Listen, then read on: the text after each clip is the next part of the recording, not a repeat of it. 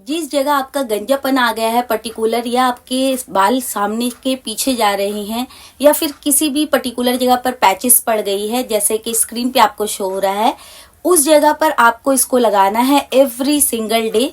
जो सीरीज कर रहे हैं उनको भी अगर पैचेस आ गई है, गंजापन शुरू हो गया है, वो भी इसको रोज लगाएंगे।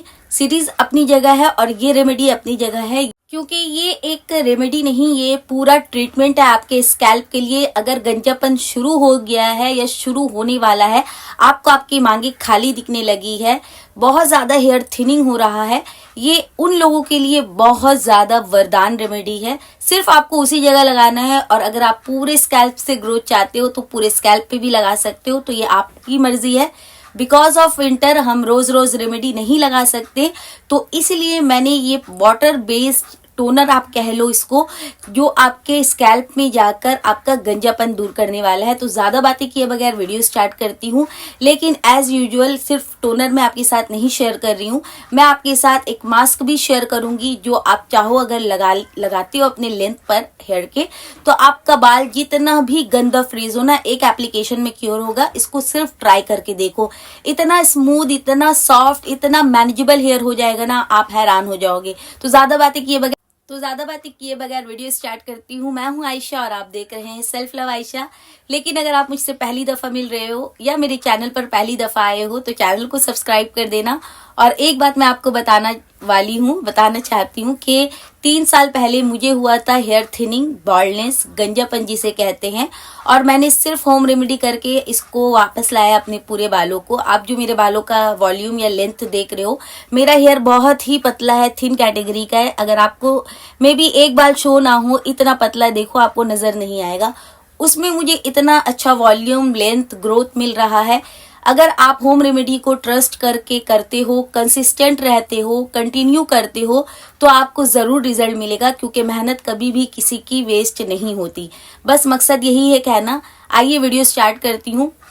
तो रेमेडी बनाने के लिए हमारा सबसे पहला इंग्रेडिएंट्स होगा मेथी दाना। मेथी विंटर के लिए वरदान है गाइस, क्योंकि मेथी की तासीर गर्म है, और उसके अलावा मेथी आपके हेयर फॉल को रेस्क्यू करता है। लेकिन आज हम मेथी को पीसने नहीं वाले हैं, बल्कि मेथी को हम इन्फ्यूज करने वाले हैं, ताकि जिनको भी मेथी लगाने से बालों में प्रॉब्लम आती है, मतलब उसके ग्रैनुल्स चिपक जाते हैं आपके हेयर में, और फिर झाड़ने में, आपको कोम करने में बहुत डिफिकल्टीज आती है, तो उन सभी को नजर में रखते हुए मैंने आज का टोनर बनाया है, जो ज्यादा मेहनत किए बगैर बन जाएगा। और अगर आप पीसना चाहते हो तो मैं मास्क भी आपको बताऊंगी कि आप कैसे यूज करोगे। तो खैर, आपको लेना है यहाँ पर 2 चम्मच मेथी दाना, और किसी भी प्याले में, किसी भी कटोरे में इसको आपको रख लेना है।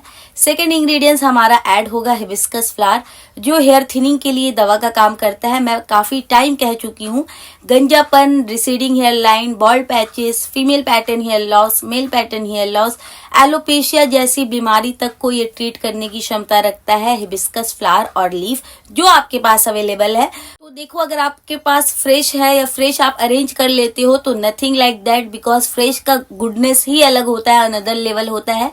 लेकिन अगर आपको नहीं मिल रहा है तो टेंशन की बात नहीं है, आप इसको ड्राई फॉर्म में ऑनलाइन से परचेज कर सकते हो, या फिर इसका पाउडर भी आप यूज कर सकते हो। तो विकल्प बहुत सारे आपके पास, बस आपको चूज करना है कि आप कौन सा यूज करोगे। तो मेरे पास फ्रेश नहीं था, तो मैंने ड्राई फॉर्म में इसको यूज किया है। आपको लगभग लेना है 10 पीस यहाँ पर ड्राई हिबिस्कस फ्लावर, मतलब हाथों से उठा लो, आधा मुट्ठी ले लेना और इसको डाल देना। अगर आप फ्रेश फूल का या पत्ते का यूज कर रहे हो, दोनों में से कोई भी एक या दोनों भी आप कर सकते हो। तो 2 फूल आपको लेना है, उसका जो ऊपर से एक डंठल निकलता है उसे तोड़ दीजिएगा, सिर्फ फूल चाहिए हमें।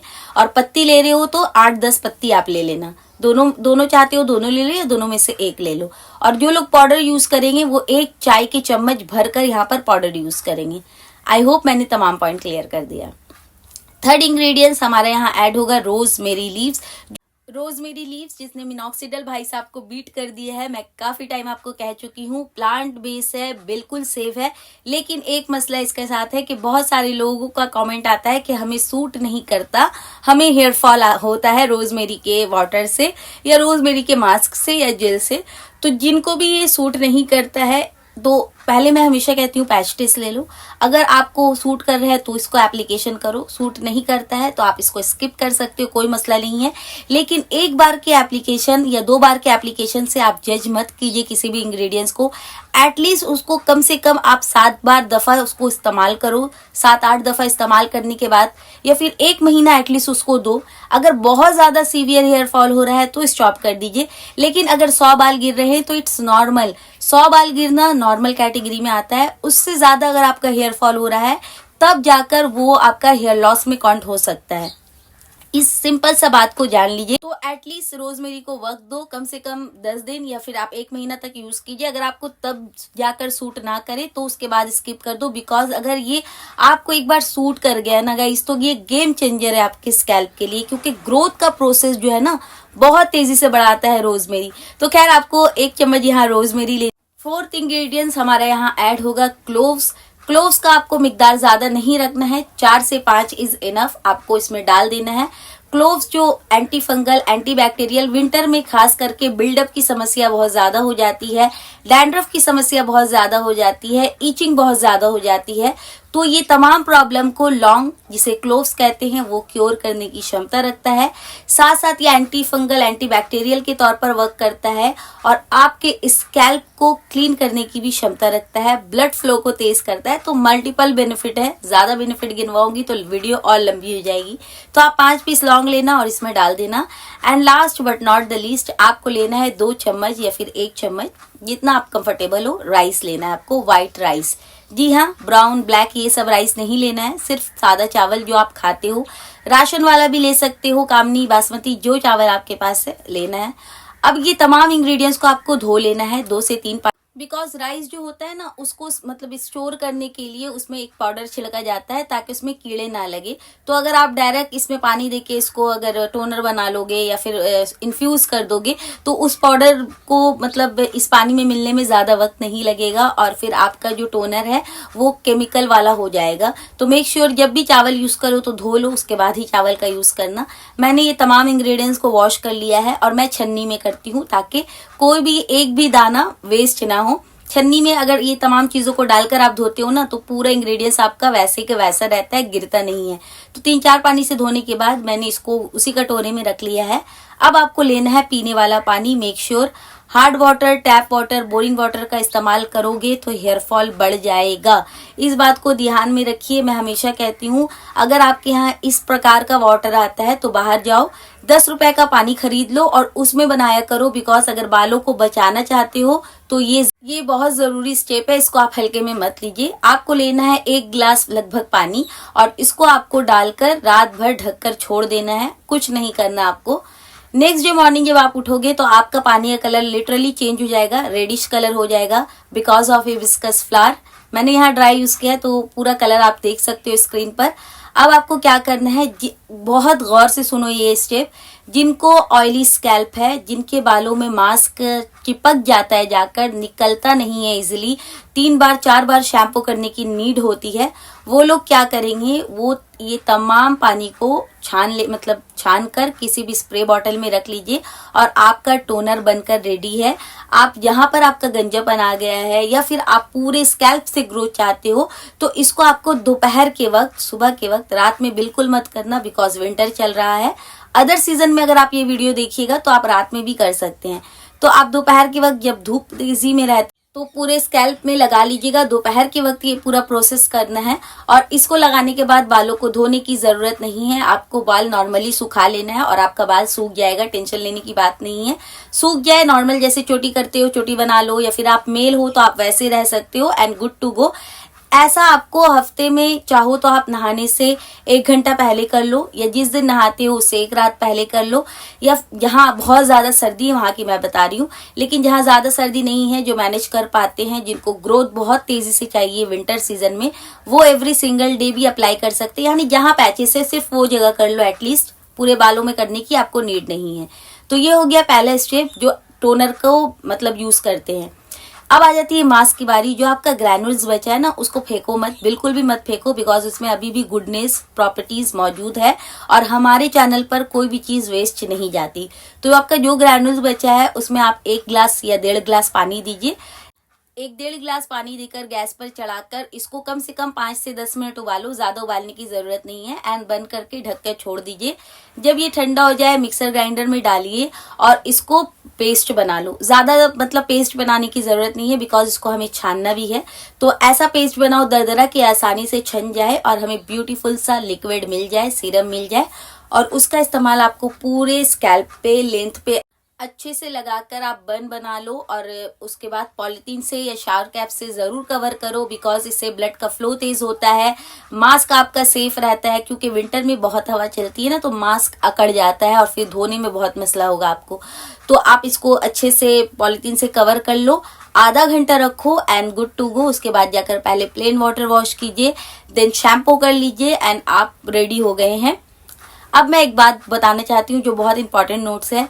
जो ये मास्क का इस्तेमाल करेंगे वो मास्क को छानिएगा जरूर बिकॉज मेथी, चावल यहाँ और हिबिस्कस जो फ्लावर है ना वो बालों में फंसते हैं जाकर। शुरू में अगर थोड़ी मेहनत कर लोगे तो बाद में बाल उलझेंगे नहीं, टूटेंगे नहीं। तो आप इसको मास्क को छान लो, उसके बाद जो सीरम बचेगा उसी का इस्तेमाल करोगे। चाहे आप DIY के फील्ड में बिगनर हो या फिर आप बहुत ज्यादा DIY करते हो, दोनों लोग ये छानना जरूरी है, कंपलसरी है। अब आ जाती बारी कैसे लगाना है, कब लगाना है और कौन कौन लगा सकते हैं। तो आ जाती है बारी कौन कौन इस्तेमाल कर सकता है। तो इसका इस्तेमाल अगर आप 15 साल के हैं तो आराम से कर सकते हैं। उससे कम उम्र के लोग अगर इस्तेमाल करना चाहते हैं तो पैच टेस्ट ले लो। आप हाथों के रिस्ट में या कान के पीछे थोड़ी देर के लिए लगाकर रखिए, कोई मसला नहीं होता है, तो आप आराम से लगा सकते हैं।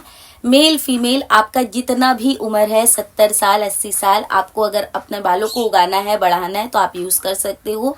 दूसरा इंपॉर्टेंट बात, टोनर का इस्तेमाल वो लोग करेंगे जिनको ग्रोथ चाहिए, जिनको गंजापन आ गया है, वो एवरी सिंगल डे का इस्तेमाल करेंगे। लेकिन आपके यहाँ बहुत सर्दी है, आप टोनर का इस्तेमाल नहीं करना चाहते हो तो आप इस मास्क का इस्तेमाल कीजिएगा।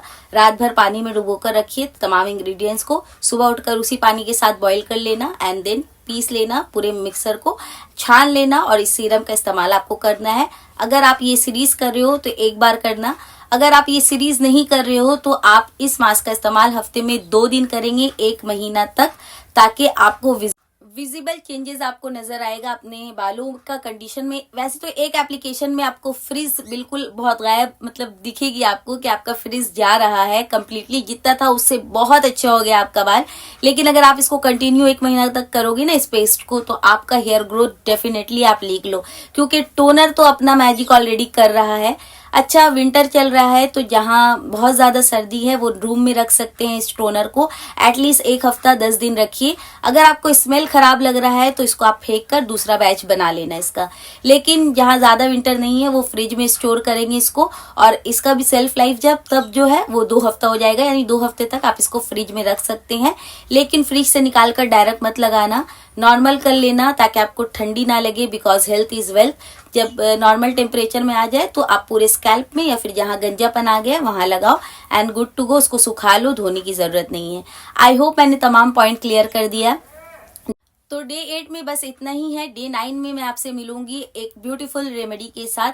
आई होप मैंने तमाम पॉइंट क्लियर कर दिया। फिर भी अगर आप लोगों को कुछ भी डाउट क्लियर ना हो तो कमेंट सेक्शन में आकर अपना डाउट क्लियर कर लेना, बिकॉज डाउट रख के जब हम रेमेडी करते हैं ना तो रिजल्ट उतना अच्छा नहीं मिलता, क्योंकि डाउट आ जाता है माइंड में। तो डाउट फ्री होकर कीजिए, बहुत पॉजिटिवनेस के साथ कीजिए कि जब आयशा को रिजल्ट मिल सकता है तो हमें क्यों नहीं मिलेगा। बस ये कॉन्फिडेंट के साथ करो और देखना बहुत अच्छा रिजल्ट आपको ही मिलेगा। तो मैं मिलूंगी अब डे 9 में। तब तक अपना बहुत सारा ख्याल रखिए, खुश रहिए, हेल्दी रहिए, अच्छा खाइए, अच्छा लगाइए, और वीडियो अगर अच्छा लगा है तो एक लाइक जरूर करना। मिलती हूँ डे 9 पे, तब तक के लिए bye, love you all, take care, bye bye.